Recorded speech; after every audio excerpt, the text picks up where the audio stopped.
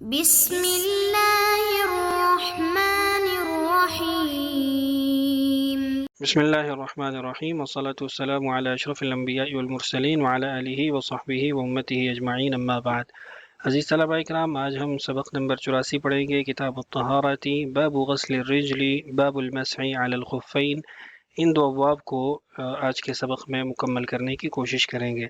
سبق کے موضوعات آپ کے سامنے اسکرین پر موجود ہیں، معمول کے مطابق انہی سے متعلق بات ہوگی۔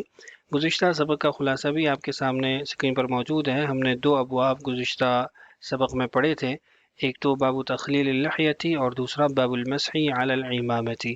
اس کا خلاصہ آپ کے سامنے موجود ہے۔ آج ہم باب غسل الرجل سے شروع کرنے والے ہیں۔ پہلی ہماری حدیث ہے، وبه قال حدثنا قتيبة بن سعيد قال حدثنا ابن لهيعة عن يزيد بن عمرو عن أبي عبد الرحمن الجبلي عن المستورد بن شداد رضي الله عنه قال رأيت رسول الله صلى الله عليه وسلم إذا توضأ يدلك أصابع رجليه بخنصره۔ حضرت مستورد بن شداد رضی اللہ عنہ سے روایت ہے کہ انہوں نے فرمایا کہ میں نے رسول اکرم صلی اللہ علیہ وسلم کو دیکھا کہ جب آپ وضو فرماتے تو اپنے پاؤں کی انگلیوں کو اپنی چنگلی یعنی ہاتھ کی سب سے چھوٹی انگلی سے ملتے تخلیل کرتے۔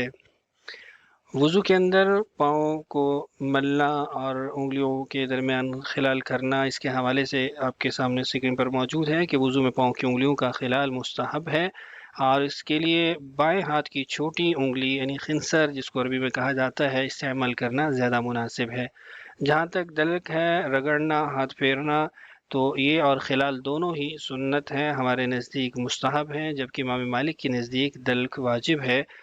ابتدا کے اندر جو آپ کے سامنے فرائض رکھے تھے ائمہ اربعہ کے مطابق یا ان کے نزدیک، اس کے اندر امام مالک کے مذہب میں دلک یعنی ملنا، رگڑنا، ہاتھ پھیرنا، یہ بھی وضو کے اندر وجوب کا درجہ رکھتا ہے۔ روایت حدیث کا تعارف آپ کے سامنے ہے۔ اس میں ابن لہیعہ بہت اہم راوی ہیں، ان کی بہت ساری احادیث بھی ہیں اور ان کے بارے میں مختلف اقوال بھی ہیں۔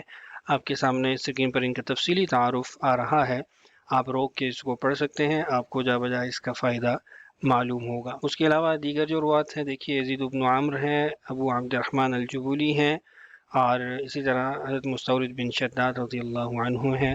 اگلی ہماری حدیث ہے باب المسح علی الخفین۔ اس کے متعلق تفصیلی حدیث ہے، اس کو پڑھ لیتے ہیں۔ وہ بھی قال حدثنا احمد بن صالح قال حدثنا عبد الله بن وهب قال اخبرني يونس بن يزيد عن ابن شهاب قال حدثني عباد بن زياد أن عروة بن المغيرة بن شعبة أخبره أنه سمع أباه المغيرة رضي الله عنه يقول عدل رسول الله صلى الله عليه وسلم وأنا معه في غزوة تبوك قبل الفجر فعدلت معه فأناخ النبي صلى الله عليه وسلم فتبرز ثم جاء فسكبت على يده من الإداوة فغسل كفيه ثم غسل وجهه ثم حسر عن ذراعيه فضاق كم جبته فأدخل يديه فأخرجهما من تحت الجبة فغسلهما إلى المرفق ومسح برأسه ثم توضأ على خفيه ثم ركب فأقبلنا نسير حتى نجد الناس في الصلاة قد قدموا عبد الرحمن بن عوف فصلى بهم حين كان وقت الصلاة ووجدنا عبد الرحمن وقد ركع لهم ركعة من صلاة الفجر فقام رسول الله صلى الله عليه وسلم فصف مع المسلمين فصلى وراء عبد الرحمن بن عوف الركعة الثانية ثم سلم عبد الرحمن فقام النبي صلى الله عليه وسلم في صلاته ففزع المسلمون فأكثروا التسبيح لأنهم سبقوا النبي صلى الله عليه وسلم بالصلاة فلما سلم رسول الله صلى الله عليه وسلم قال لهم قد أصبتم او قد احسنتم۔ طویل حدیث ہے، اس کا ترجمہ آپ کے سامنے رکھ دیتا ہوں۔ حضرت مغیرہ بن شعبہ رضی اللہ عنہ بیان کرتے ہیں کہ میں غزوہ تبوک کے موقع پر فجر سے پہلے رسول اکرم صلی اللہ علیہ وسلم کے ساتھ تھا۔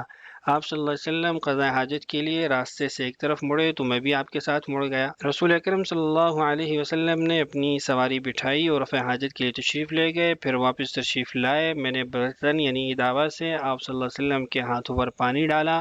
آپ صلی اللہ علیہ وسلم نے اپنی ہتھیلیاں دھوئیں، پھر آپ نے اپنا چہرہ دھویا، پھر آپ اپنے بازوں سے کپڑا ہٹانے لگے تو آپ صلی اللہ علیہ وسلم کے جبے کی جو آستینیں تھیں وہ تنگ تھیں۔ چنانچہ آپ صلی اللہ علیہ وسلم نے اپنے ہاتھ آستینوں کے اندر کر کے جبے کے نیچے سے نکالے اور انہیں کوہنیوں تک دھویا۔ پھر آپ صلی اللہ علیہ وسلم نے اپنے سر کا مسح کیا اور اپنے موزوں پر مسح کیا، ثم رکبا، پھر آپ سوار ہوئے۔ فاقبلنا نسیر، ہم چلے یہاں تک کہ ہم نے لوگوں کو نماز کے اندر پایا۔ انہوں نے عبد الرحمن بن عوف رضی اللہ عنہ کو آگے کیا ہوا تھا، انہوں نے ان کو نماز پڑھا دی جب نماز کا وقت ہو گیا۔ عبد الرحمن بن عوف رضی اللہ عنہ کو جب ہم نے نماز میں پایا تو انہوں نے صلاۃ فجر یعنی فجر کی نماز کی ایک رکعت پڑھا لی تھی۔ رسول اکرم صلی اللہ علیہ وسلم کھڑے ہو گئے مسلمانوں کے ساتھ صف میں، اور رسول اکرم صلی اللہ علیہ وسلم نے دوسری رکعت وہ عبد الرحمن بن عوف رضی اللہ عنہ کے پیچھے پڑھی۔ پھر عبد الرحمن بن عوف رضی اللہ عنہ نے سلام پھیرا، رسول اکرم صلی اللہ علیہ وسلم نے اپنی نماز مکمل کرنے کے لیے کھڑے ہو گئے۔ ففزع المسلمون، مسلمان جو تھے وہ گھبرا گئے، فاکثر و تسبیحہ، کثرت سے سبحان اللہ کہنے لگے، کیونکہ انہوں نے نبی اکرم صلی اللہ علیہ وسلم سے پہلے نماز شروع کر دی تھی۔ جب رسول اکرم صلی اللہ علیہ وسلم نے سلام پھیرا تو آپ نے ان سے فرمایا تم نے درست کیا، یا پھر آپ نے فرمایا قد احسنتم، تم لوگوں نے اچھا کیا۔ حدیث کا ترجمہ آپ کے سامنے اسکرین پر آ گیا ہے۔ اب اس کے حوالے سے کچھ تفصیلات آپ کے سامنے آنے والی ہیں، اس سے پہلے تخریج دیکھیے اس حدیث کی، اور روایت حدیث کا تعارف بھی آپ کے سامنے موجود ہے۔ اب مسح علی الخفین انتہائی اہم مسئلہ ہے، اس کے حوالے سے چند باتیں آپ کے سامنے رکھتا ہوں۔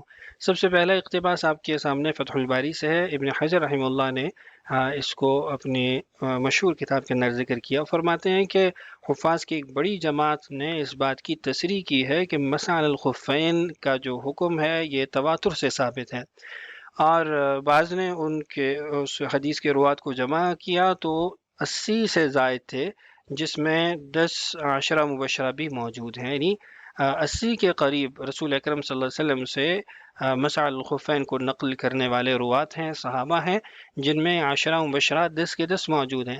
اسی لیے امام ابو حنیفہ رحمہ اللہ نے اس کو اہل سنت والجماعت کی شرائط کے اندر ذکر کیا ہے۔ فرماتے ہیں کہ اہل سنت والجماعت ہونے کی شرائط اور نشانیوں میں سے ہے کہ شیخین کو ابوبکر و عمر کو فضیلت دے سب صحابہ پر، اور جو داماد ہیں حضرت عثمان اور حضرت علی ان سے محبت کرنا، اور اسی طرح مسح الخفین کا نظریہ رکھنا، عقیدہ رکھنا، رائے رکھنا، یہ تینوں چیزیں امام ابو حنیفہ کے نزدیک اہل سنت والجماعت کی شرائط اور نشانیوں میں سے ہیں۔ اسی طرح ان سے مروی ہے کہ وہ فرماتے ہیں کہ ما قلت بالمسح حتى جاءني فيه مثل ضوء النهار، دن کی روشنی کی طرح واضح ترین طور پر جب میرے پاس احادیث آئیں، مجھے ملی، تو پھر میں نے جا کے مسح الخفین کا کہا۔ اور اگر کوئی انکار کرتا ہے تو یہ پھر کبار صحابہ کا انکار ہوگا، ان کی طرف غلطی کی نسبت ہوگی۔ اسی لیے کرخی رحمہ اللہ فرماتے ہیں کہ مجھے تو کفر کا اندیشہ ہے اس شخص پر جو مسح الخفین کو جائز نہیں سمجھتا ہے۔ اسی طرح امام ابو حنیفہ رحمہ اللہ فرماتے ہیں کہ لولا ان المسح لا خلف فیہ ما مسحنا، اگر مسح الخفین کی صورت یہ نہ ہوتی کہ اس میں کسی کا اختلاف نہیں ہے تو پھر ہم بھی مسح نہ کرتے، یعنی جب کسی کا اختلاف نہیں تو ہم بھی مسح کرتے ہیں۔ اگر کسی کا بھی معتبر اختلاف ہوتا صحابہ میں سے تو ہم پھر مسح علی الخفین نہ کرتے۔ امام حنیفہ کا یہ جو قول ہے یہ اس بات پر بھی دلیل ہے کہ ابن عباس رضی اللہ عنہ کی طرف جو نسبت کی جاتی ہے انکار مسح الخفین کی وہ درست نہیں ہے۔ ابن المنذر رحمہ اللہ ابن المبارک رحمہ اللہ سے نقل کرتے ہیں کہ لیس فی المسح علی الخفین یعنی الصحابۃ اختلاف، صحابہ میں مسح الخفین کا کوئی اختلاف نہیں ہے، جن کے بارے میں انکار نقل کیا گیا ہے تو ان سے اس بات بھی مروی ہے۔ تو بہرحال فتح الباری کا بہت اہم جو اقتباس آپ کے سامنے رکھا ہے۔ اسی طرح نیچے امام نووی رحمہ اللہ کا جو اقتباس ہے وہ بھی موجود ہے کہ جن اہل علم کا اجماع میں اعتبار کیا جاتا ہے ان سب کا اس بات پہ اجماع ہے کہ سفر اور حضر دونوں حالتوں میں موضوع پر مسح جائز ہے، خواہ کسی ضرورت کی بنا پر ہو یا بلا ضرورت کے، یہاں تک کہ وہ عورت جو اپنے گھر میں ہی رہتی ہے اور وہ معذور شخص جو چل نہیں سکتا ان کے لیے بھی موضوع پر مسح جائز ہے۔ اس کا انکار صرف شیعہ اور خوارج نے کیا ہے، ان کے اختلاف کا کوئی اعتبار ہی نہیں ہے۔ امام مالک رحمہ اللہ سے اس مسئلے میں مختلف روایت منقول ہیں، لیکن ان کے مذہب کا مشہور اور معروف قول جمہور علماء کے مذہب کے مطابق ہے۔ موضوع پر مسح کا عمل صحابہ اکرام کی ایک ایسی بڑی جماعت سے مروی ہے جن کی تعداد ہی شمار نہیں کی جا سکتی۔ حسن بصری رحمہ اللہ فرماتے ہیں کہ مجھ سے رسول اللہ صلی اللہ علیہ وسلم کے 70 صحابہ نے بیان کیا کہ رسول اللہ صلی اللہ علیہ وسلم نے موضوع پر مسح فرمایا یا موضوع پر مسح فرماتے تھے۔ تو انتہائی اہم اقتباسات ہیں جو آپ کے سامنے صرف اس لیے رکھے کہ مسح الخفین جو ہے وہ اہل سنت والجماعت کے نزدیک متفق علیہ ہے کہ وہ جائز ہے، درست ہے، اور یہ اہل سنت والجماعت کی شرائط اور نشانیوں کے اندر شامل ہے۔ آپ نے انہی اقتباسات میں دیکھا کہ شیعہ اور خوارج جو اس کا انکار کرتے ہیں تو ان کے انکار کی وجوہات کیا ہیں یا ان کی طرف سے اعتراضات کیا ہیں، وہ آپ کے سامنے اسکرین پر موجود ہے۔ عدم مسح کے قائلین نے سورہ مائدہ کی آیت وضو سے استدلال کیا کہ اس میں پاؤں دھونے کا حکم ہے، اس لیے موضوع پر مسح منسوخ ہو چکا ہے۔ تو یہ جواب درست نہیں ہے، جیسا کہ آگے حدیث میں بھی آئے گا، اس سے اگلی حدیث کے اندر، کہ جب مغیرہ بن شعبہ رضی اللہ عنہ پر نکیر کی گئی، یہی نسخ ہونے کی بات ذکر کی گئی، تو انہوں نے کیا جواب دیا وہ انشاءاللہ آگے آپ کے سامنے آنے والا ہے۔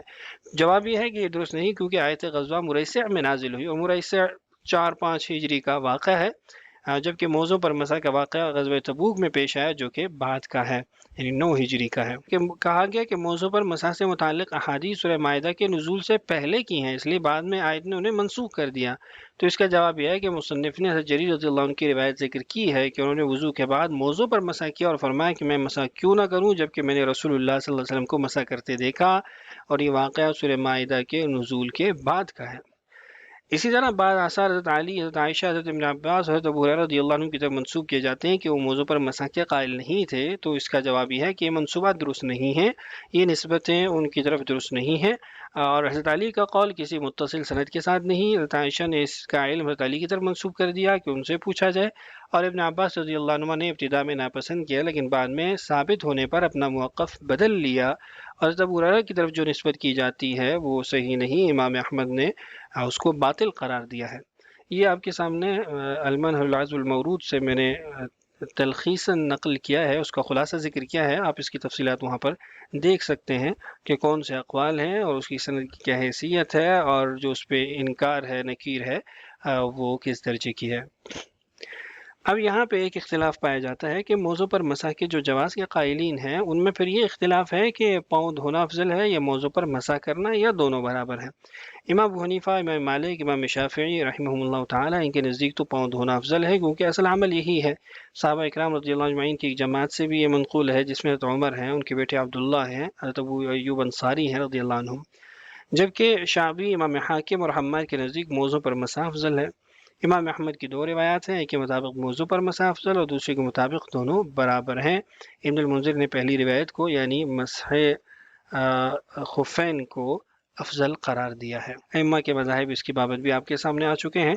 یہاں ایک اشکال ہوتا ہے، وہ اشکال یہ ہے کہ آپ نے دیکھا کہ اس روایت کے اندر ہے کہ مسلمان جب نماز سے فارغ ہوئے فَفَزِعَ الْمُسْلِمُونَ فَأَكْثَرُوا التَّسْبِيحَ، نماز کے بعد انہوں نے بہت زیادہ تسبیح کہنی شروع کی، جبکہ موطا کی روایت کے اندر ہے کہ نماز کے اندر ہی انہوں نے تسبیح کہنا شروع کر دی۔ اب اشکال یہ پیدا ہوتا ہے کہ کون سی بات درست ہے۔ پہلا احتمال، صحابہ اکرام رضی اللہ اجمعین نے نبی اکرم صلی اللہ علیہ وسلم کے آنے اور نماز میں داخل ہونے کے وقت کثرت سے سبحان اللہ کہا، جس کا مقصد یہ تھا کہ حضرت عبد الرحمن کو جو ہے وہ تنبہ ہو جائے، وہ متنبہ ہو جائے اور پیچھے ہٹ جائے، جیسے کہ ابن سعد کی روایت میں ہے، اور موطا کی روایت بھی آپ کے سامنے ذکر کی کہ اس میں بھی یہ موجود ہے۔ دوسرا احتمال، ابو داؤد کی روایت کے مطابق صحابہ نے نماز ختم ہونے کے بعد کثرت سے سبحان اللہ کہا، اس کا سبب یہ تھا کہ وہ گھبرا گئے کہ انہوں نے نبی اکرم صلی اللہ علیہ وسلم کی ایک رکعت جو ہے وہ فوت کر دی اور آپ سے پہلے نماز پڑھ لی۔ بعض حضرات فرماتے ہیں کہ جمع بین الاحتمالین کہ ممکن ہے دونوں حالتوں میں صحابہ کو فزع ہوا ہو، گھبرائے ہوں، متنبہ کرنا چاہا ہو اور انہوں نے کثرت سے تسبیح کی ہو، یعنی نماز کے دوران بھی اور نماز کے بعد بھی۔ اس کے بعد فقہ الحدیث ہے اور کچھ اور بھی مضامین اس حدیث کے بھی اور آنے والی دیگر احادیث کے بھی رہتے ہیں، انشاءاللہ اگلے سبق میں اس کو مکمل کر لیں گے۔ اللہ تعالی ہم سب کا حامی و ناصر ہو۔ السلام علیکم ورحمۃ اللہ وبرکاتہ۔